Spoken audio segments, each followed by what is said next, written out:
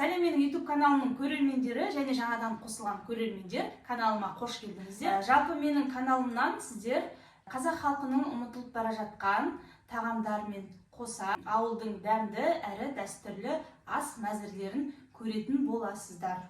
Бүгін сіздерге өте дәмді әрі тез дайындалатын тағамның бір түрін көрсететін боламын. Мен үнемі қонақ шақырған кезде дастарханымның сәнін, дәмін көрсетіп тұратын тағамның бір түрін дайындайтын боламын. Біздерге ең бірінші осындай айран қажет болады. Және де фарш. Фарш менде бұл жылқының еті, қойдың еті болса да, сиырдың еті болса да бола береді. Фаршта менде тұзы, бұрышы, картошкасы қосылған дайын тұр. Және осындай разрыхлитель керек болады. Міндетті түрде соломка печенье керек. 2 жұмыртқа, панировочный сухарик және де ұн. Ал ендеше дайындап бастайық. Айранымызға осындай жарты қасық разрыхлительді қосамыз. Және осыны араластырамыз.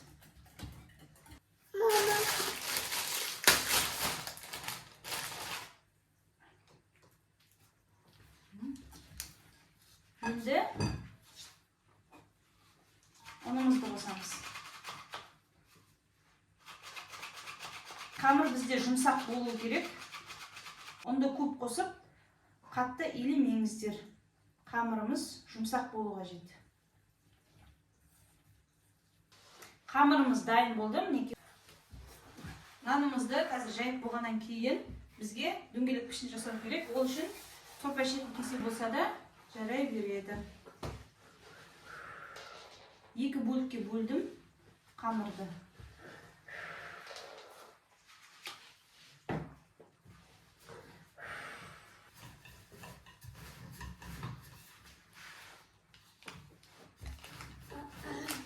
Нанды жұқа қылып ысқайсыздар.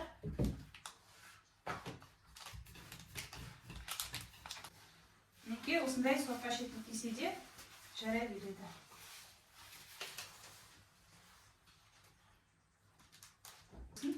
Енді осылай дөңгелек пішін етіп жасап алдыңыздар. Мына соломка печеньемізді нанымыздың қақ ортасына өстіп қоямыз.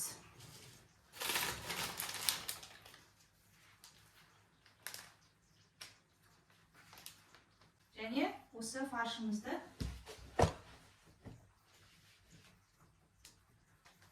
печеньенің тестінің қақ ортасына саласыздар. Және осылай екі жағын түйеміз.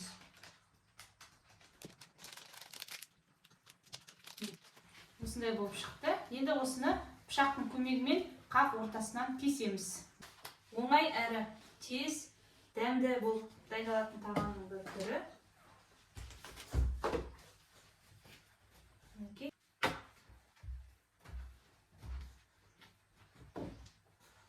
Мінекей осылай бөліп алдық.